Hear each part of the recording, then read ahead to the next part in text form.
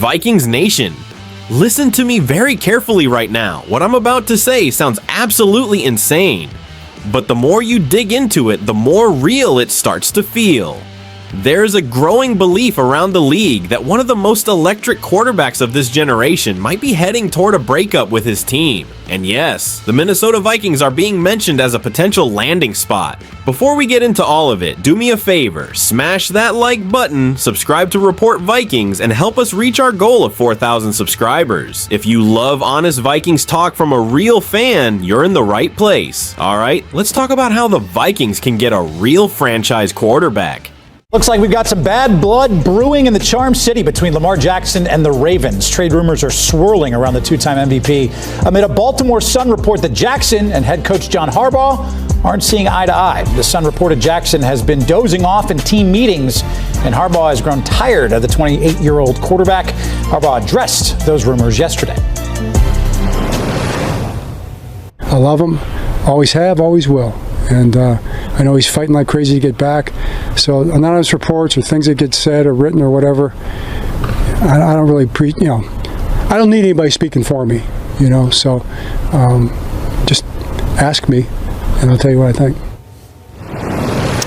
Pretty blunt there from Coach Harbaugh. Of course, there's a lot of love. I mean, Jackson and Harbaugh have been one of the best coach-QB combos over the past decade. Ryan Bassler with you. Let's welcome in CBS Sports senior NFL writer Will Brinson. It's been a long time since I've seen you, my friend, so good to be back with you. Way too long. Jackson will be a hot commodity on the trade market should he want to be moved and should the Ravens want to move him. Let's run through some of the 5 possible trade destinations. Let's start in Miami. Lamar, of course, from sunny South Florida. Reports say he wants to play for the Dolphins. Could they make this work, Will, with Tua seemingly on his way out? Yeah, I mean, the Tua thing complicates stuff a lot, Bass, because, if they, the trade, you would almost think that Tua would have to go back to the Ravens in a trade. I think it's interesting to look at some of these teams and do they have a possible trade chip, a quarterback who's, not highly valued. Tua is not highly valued. If they cut Tua, it's a $99 million dead cap hit, which is, almost not insurmountable, but pretty close to it. I do think from a schematic perspective that the Dolphins are really interesting because Mike McDaniel, one of the best offensive minds out there, even with these the offensive firepower that they've had and sort of the struggles of Tua, they've still managed to produce points. So I think he can do some really, really creative stuff with Lamar and his legs and his arm. And you go to South Florida, nobody minds being in South Florida. It's certainly it's about. I can't imagine how warm it is on Christmas right now down there. But I think the trade aspect of it itself for Miami, the tough part, schematically, they're very fun to think about. It's in the 70s, just to let you know, down here in South Florida. Same here. And by the way, it would be interesting, right, to see what Lamar, a playmaker, could do in that Mike McDaniel offense. Staying in the AFC East, the Jets haven't been in the playoffs since 2010. Justin Fields, he's been a bust, right? Could Gang Green be a fine fit for Jackson services? So I think this one is really interesting because the Jets signed Justin Fields to that big contract. We thought the idea was that they were going to run a lot of read option with him, and they really didn't utilize his he ran a lot, but they didn't utilize his legs on purpose quite as much until later in the season, and it was effective when they busted that out, in an early quarter of the game against the Bills, And so, you could do some of that same stuff with Lamar Jackson, and then there's the compensation part. The Jets spent the season dumping a lot of good players and got a lot of first-round picks back. They have a lot of first- and second-round picks in future drafts. So it could make some sense for the Jets to try to swap for Lamar Jackson. You would hope, though, that they would do so with a better overall offensive game plan than what they came into 2025 trying to use Justin Fields with. And those top picks are going to be a key part of a potential trade that could move Lamar Jackson at all. How about Vegas? That could be a landing spot. This report actually mentions that Raiders co-owner Tom Brady is reportedly very fond of Lamar Jackson. Do you think Sin City makes some sense for Lamar? Yeah, we'll have to see what they're going to do at quarterback. I know Chip Kelly did do a great job and got fired. I would have loved to see Chip Kelly fashion a Lamar Jackson offense. Probably a little late to bring him back. But I do think Mark Davis, who has certainly bolstered, his financial status amongst all NFL owners has been on the rise with the acquisition of the Aces. Tom Brady being there means you want to swing for the fences. They've made that clear. You go out and you hire Pete Carroll, you hire Chip Kelly. They've spent money. They clearly want to be better. It's a team, a roster that isn't fabulous, but you see what Lamar Jackson's done with his tight ends, whether it's Mark Andrews, Isaiah Likely. Him and Brock Bowers could make some sweet music, I think, out there in the desert. Again, the compensation, you're talking about high first-round picks that the Raiders will have because they're a bad football team for the last few years. So maybe that could work. Certainly, if they want to try and make a splash, Lamar Jackson is as big as it gets. Give me a Brock Bowers, Lamar Jackson handcuff at fantasy. I'll take that every day out in the desert. How about we stay in the desert, right? The Cardinals expected to be quarterback hunting as well. Of course, the Kyler Murray era looks like it's over in Arizona. You think maybe Jackson's the answer to their prayers in a really tough NFC West?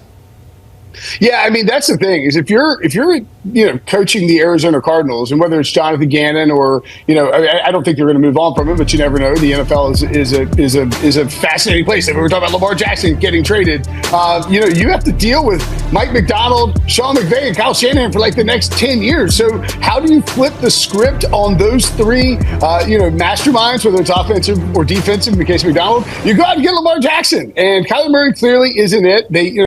He got the old soft benching in favor of Jacoby Brissett. So maybe they decide that they want to pair Marvin Harrison and Trey McBride with Lamar Jackson. I mean, that offense could cook a little bit. It would have to get ownership to sign off on it. And of course, the trade compensation is going to be massive. So like with all these hypotheticals, there are obstacles there for sure. But the one thing that really helps them too, an NFC team. I think that the Ravens, if they're going to deal Lamar, would much rather deal him to the opposite conference than inside the AFC. Okay, I'll give you another NFC team then, the Vikings. Remember, they let Sam Darnold walk in free agency. He's having another Pro Bowl year. J.J. McCarthy's been up and down. Obviously, injuries playing a part of that as well. Do you believe they could potentially make a run, the Vikings, at Lamar Jackson?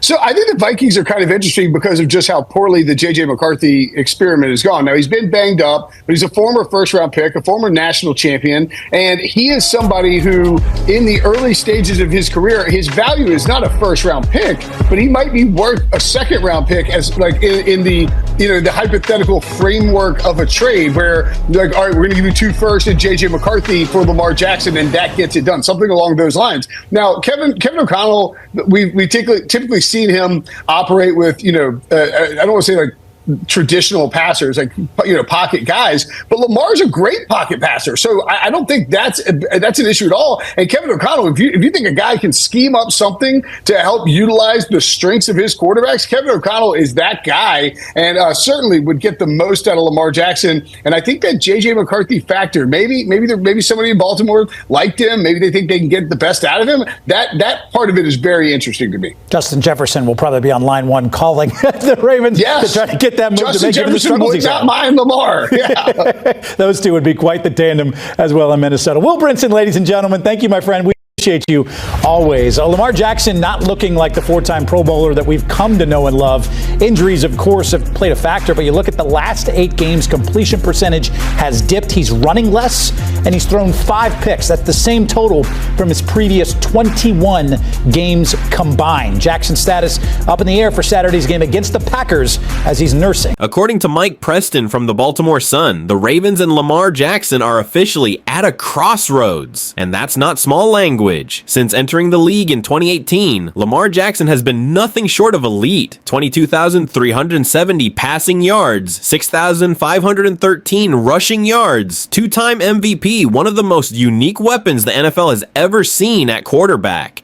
The Ravens have dominated regular seasons with Lamar, but postseason frustration, injuries, contract tension, and philosophical differences are clearly building, and now the word trade is being whispered louder than ever. What the Ravens could want in return. According to Preston, Baltimore should seriously explore trades that could bring back 2 or even 3 first-round picks and then reset the position by drafting a young QB early. That tells you something important. This isn't about Lamar not being good enough. This is about direction, control, and long-term vision, Lamar's preferred destinations, and reality. The report says Lamar would love to play in Miami, where Tua Tagovailoa is no longer the starter, or Las Vegas, where Tom Brady, now a minority owner, reportedly admires him, but here's the reality. Miami pulling off a massive trade like this? Extremely unlikely. Cap space, draft capital, and timing just don't line up, which opens the door for other teams, other suitors, Jets, Raiders, and yes, the Vikings.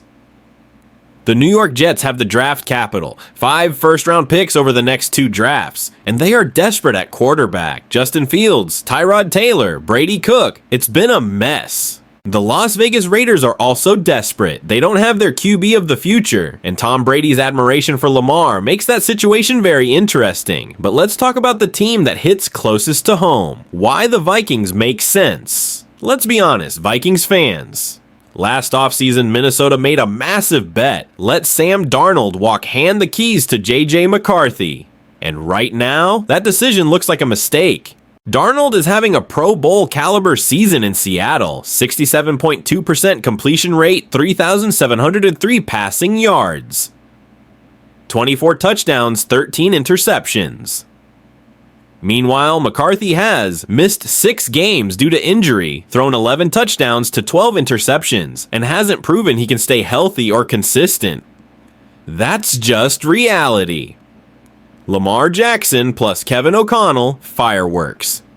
Now imagine this for a second. Kevin O'Connell, an offensive-minded head coach, finally gets a truly dynamic MVP-level quarterback. Lamar Jackson with Justin Jefferson Jordan Addison. A creative offensive system, and a coach who actually builds around his QB's strengths. That's terrifying for the rest of the NFC. And yes, Lamar's injury history matters, but so does his upside, and his ceiling is still top 5 in the NFL when healthy. Is it realistic? Will it be expensive? Absolutely. Will it require multiple first-round picks and probably J.J. McCarthy going the other way? Most likely, but the Vikings are at a point where standing still is more dangerous than taking a swing. And if you truly believe your Super Bowl window is open with this roster, then you at least make the call. I'm not saying this will happen, but I am saying this. If Lamar Jackson truly becomes available, and the Vikings don't at least explore it, that would be organizational malpractice. This team needs certainty at quarterback. Lamar Jackson brings that, and then some. Now I want to hear from you, Vikings Nation. Would you trade multiple first-round picks for Lamar Jackson? Or do you still believe J.J. McCarthy deserves more time? Drop your thoughts in the comments. Don't forget to like, subscribe, and help us hit 4,000 subscribers. I'm Victor. This is Report Vikings. Skol Vikings.